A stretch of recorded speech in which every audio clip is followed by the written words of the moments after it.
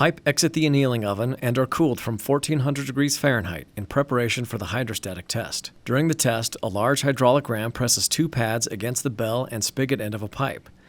The pads create a watertight seal, and pumps fill the pipe with water. The air is allowed to escape, and each pipe is pressurized to 500 pounds per square inch. The operator is protected from the testing procedure by machine guarding and observes the test from cameras mounted inside the chamber.